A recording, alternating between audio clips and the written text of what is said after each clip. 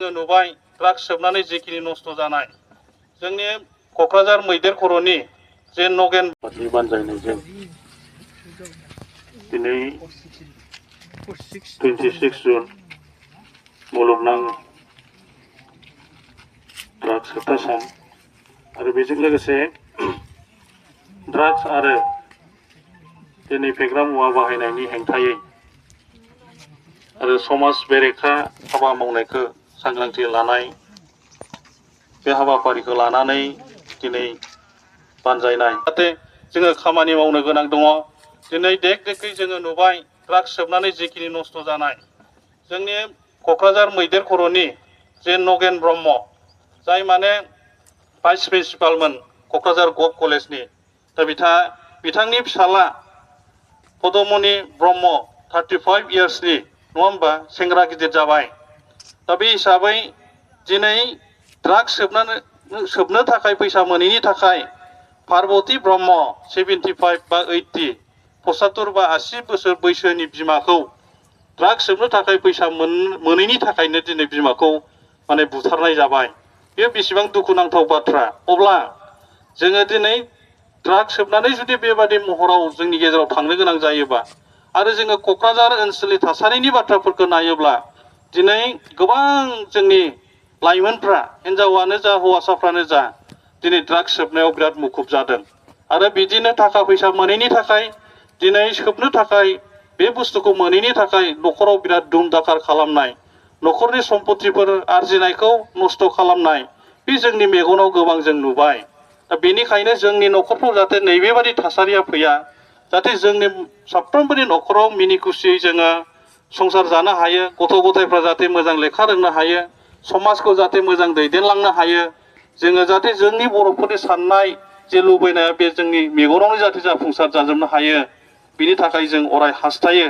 दा बेनिखायनो जोंनि न'खरफ्राव जाहाथे बेबादि थासारिफ्रा फैया रावनिबो न'खराव बिदि थासारिफ्रा फैया मालाबाफोर जोंनि गथ' गथायफ्रा जुदि बेबादि महरजों थांनो नागिरदोंब्ला दिनै दुलाराय बर' फरायसा रिबनखौ हास'नो थाखाय गुरै खावलायदों बयखौबो आखाइ खबनो थाखाय खावलायबाय।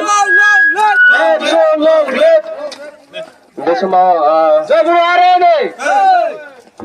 सार बिपुल नार्जारि सारखौ आङो फ्लेग अफ खालामनो थाखाय गुरै खावलायबाय।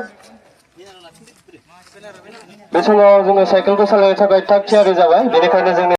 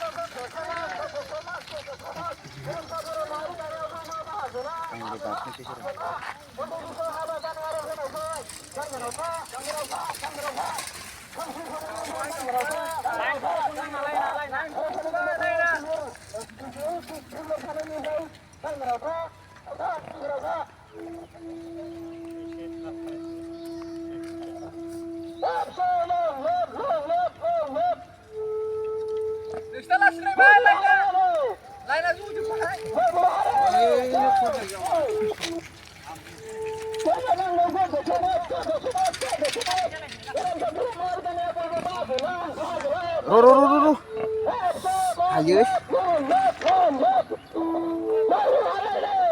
hasil masih. Kenapa ini? Kali sekali gue sekali. Oh. Bicara sama video kamdengmen.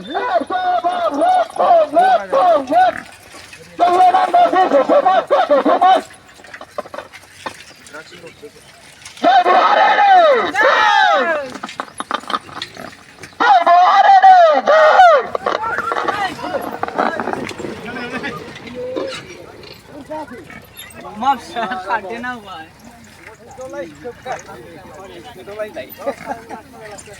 Eşi bir zaman yaşalar.